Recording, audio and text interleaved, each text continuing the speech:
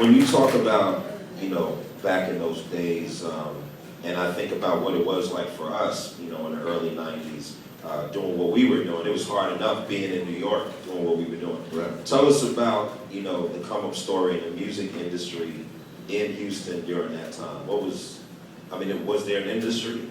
The only industry that we really had at the time was what was created for us by J. Prince and Rap A Lot Records. They were the people that initially took it upon themselves to believe that they had what it took to stand amongst everybody else making this music in the country. And because of the geographical location that we were in Houston, Texas, so far away from Los Angeles, so far away from New York, it was very hard for us to be heard. And this is pre-internet, pre-YouTube, pre-all these things. So if you wanted someone in, say if I'm in Houston, Texas, and I want someone in Baton Rouge, Louisiana to hear my music, I gotta get in the car with my music and drive to Baton Rouge and go place to place, to go to record stores, go to one-stops, go to wholesalers, go to the radio station, go to nightclubs, go to hole-in-the-walls, go to car washes, you know what I'm saying? Anywhere where people, I think somebody's gonna possibly take a minute and appreciate what I'm doing and sell yourself.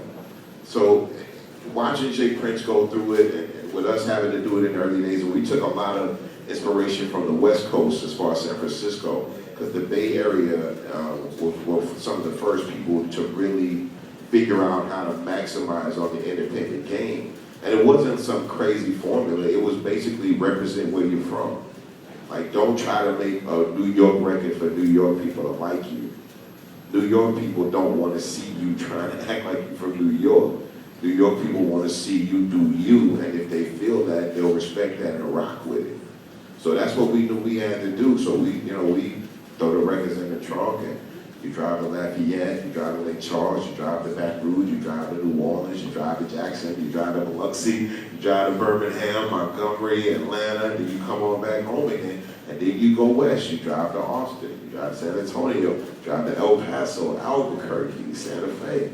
You do whatever it is that it takes. Those early days, nowadays I say that all that people need is a charged phone and a computer cord, and they can make their dreams come true. For us in the early days, it was gas and sweat. That's what it took. If you wanted to be somebody in the music industry, you needed a car and gas money.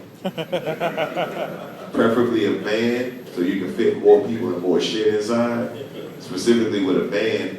But I know a lot of people that lived out in the Cadillacs. Perfect example of that is David Banner. A lot of people don't know. David Banner's first 2-3 years of recording, like even when you first saw him and laid down on the floor and all this stuff, he traveled all over this country in a burgundy Dodge van, like with his keyboards and his drum machine and his clothes. And no matter what city you saw him in, he drove himself. Town to town, show to show, video to video, features, verses, production, New York, LA, Florida, Seattle, wherever he was in the country, he went in that little van. He put in the work that he had to put. And now, he's flying first class now. But he still has that van to remind him of where he came from. That's a great picture right there.